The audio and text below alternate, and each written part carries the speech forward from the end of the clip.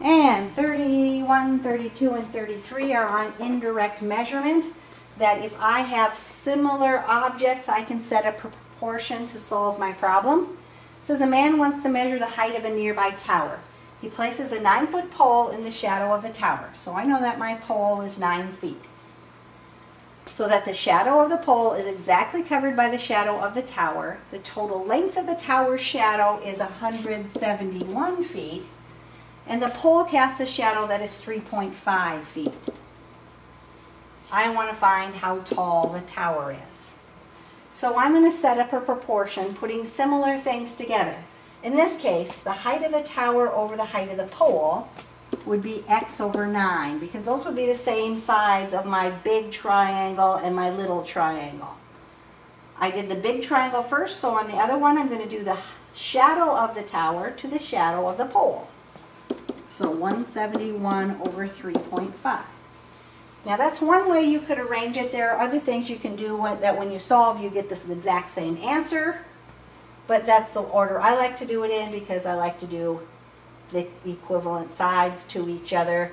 Big to small, big to small.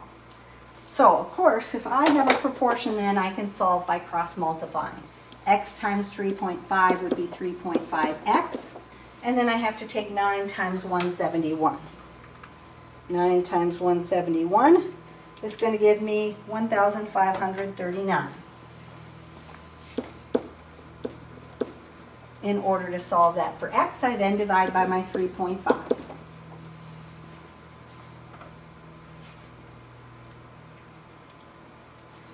And so I get 439.7142 da da da da.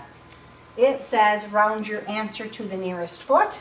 I have to round this one up, so instead of being 439, I'm going to say 440 feet is the height of my tower.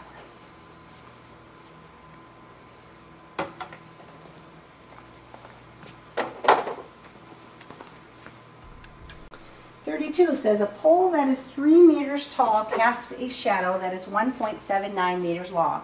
At the same time, a nearby building casts a shadow that is 41.25 meters tall. How tall is the building?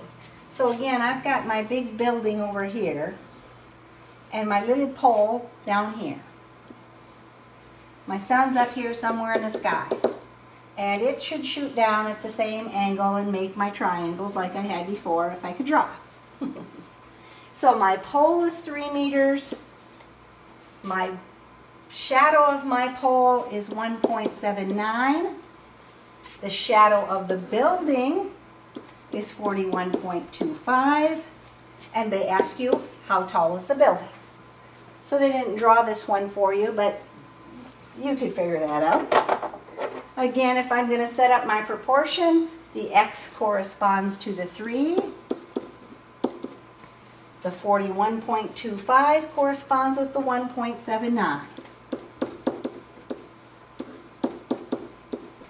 And then of course I have my proportion and I have to cross multiply to solve. So 1.79x is going to equal 3 times 41.25, which is 123.75. And then of course I end up having to divide by that 1.79. I get 69.134. I'm going to round to the nearest meter, so 69 meters is going to be my answer.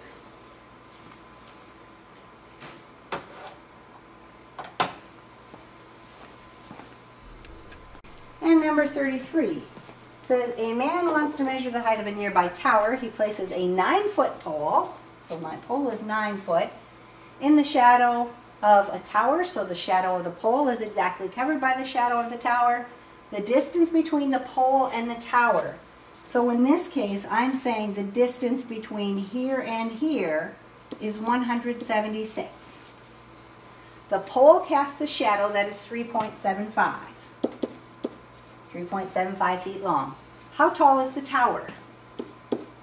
So on this one, we have to do some calculation because they didn't give us what the shadow of the tower was. They only gave us the distance from here to here. I obviously have to add this plus this to figure out the shadow of the tower. 179.75 then is what the shadow of the tower is, because we need to know what that full length is, not just the distance from the tower to the pole. And so then again, my proportion, x over 9 is going to equal 179.75 over 3.75 then. Cross multiplying, 3.75x is going to equal, and we're going to have to take 9 times 179.75, which is 1,617.75. And then, of course, we end up dividing by our 3.75. I get 431.4. It tells me to round to the nearest foot, so 431 feet would be the answer for my question.